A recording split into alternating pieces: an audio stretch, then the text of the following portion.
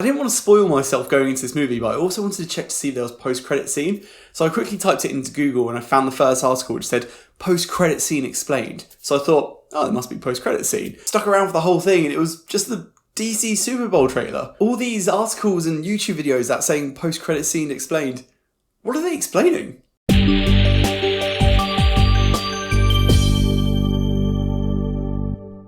The Batman. So it's finally here, a new take on the Batman, seemingly separate from the rest of the DC universe, similar to how the Christopher Nolan trilogy was. Here, Batman's only a couple of years into his game, where the Riddler, a sadistic serial killer, begins murdering key political figures in Gotham. Batman is forced to investigate the city's hidden corruption and question his family's involvement. And there's a lot to unpack here. I mean, it is a 3-hour long movie, and I'm going to keep this spoiler free because that's how I like doing things. My first note is to say props to the trailers for not really giving too much away. I mean, the trailer would have to be 10 minutes long to give everything away, I guess. But yeah, still nice to see every now and then. I suppose the big question is, why? Why are we getting this when it doesn't even feel that long ago when we had the Christopher Nolan trilogy? Especially when that was so good. Why do we have this movie and does it have a purpose? And straight off the bat, no pun intended, this movie's telling you that it's not looking to imitate the Batman of Christopher Nolan or the Batman of Zack Snyder. This is a very LA noir style Batman set.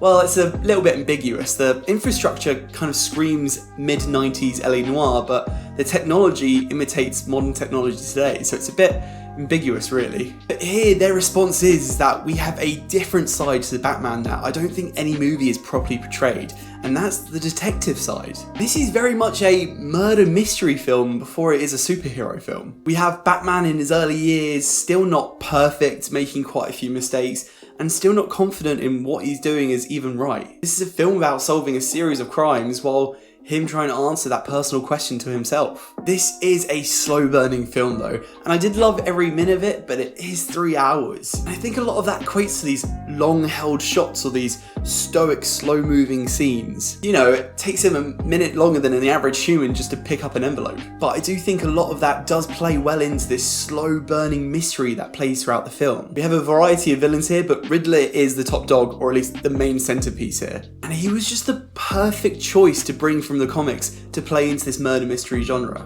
And the movie justifies itself by standing on its own 2 feet in a complete different area that no other Batman's touched.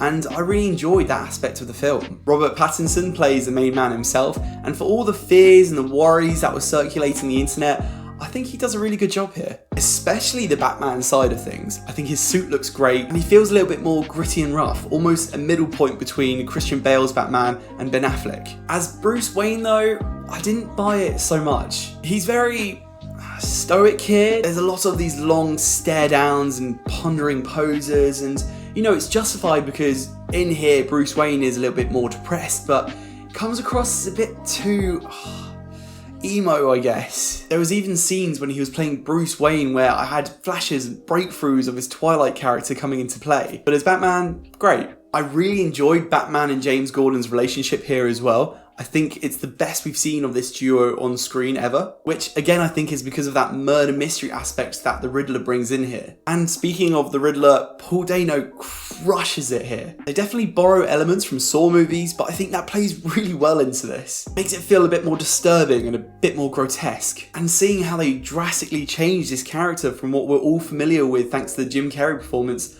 I think it's just incredible. My other personal favourite here was Colin Farrell as Penguin. He is unrecognisable, but also just fantastic to watch it. His bit with Batman about halfway through this movie is probably my favourite part of the film. And it was also great to see John Turturro playing a serious role for once. I'm so used to him phoning it in with these Transformers movies that I really loved seeing him on screen here. And we also had Zoe Kravitz's Catwoman, who I also think had some great moments here too.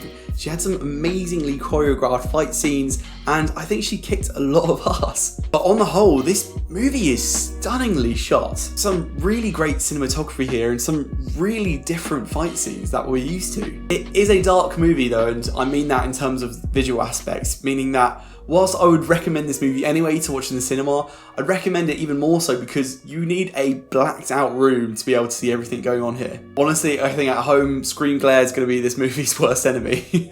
I also loved the music here. It does teeter a little bit on the line of repetitiveness, but I think that's because after you've heard it for 3 hours straight, it does lean that way, but it does well to separate itself from Hans Zimmer's score from the Dark Knight trilogy. Christ, this review's getting long. I should probably wind it up. Bottom line is that I think this is an absolute worth watch. It's long and it feels long due to some of the choices they made for the sake of visual aesthetics. I wouldn't even describe this as a superhero film, it's more of a murder mystery thriller. It completely sets itself apart from the Nolan trilogy. Not better, not worse, but it's just in its own field to play with, and that's what I wanted. Matt Reeves, as the director here, absolutely crushes it, and I really hope he gets to carry out his vision of the new trilogy. Here's to a 4 hours director cut maybe. So, The Batman, have you already seen it? It came out in cinemas this weekend. Let me know what your thoughts are in the comments down below if you have seen it. And if you liked this review, please leave a like and subscribe, it really does help me out. And as always, stay tuned for more reviews of movies, anime and video games. Until next time guys, take care. Bye bye.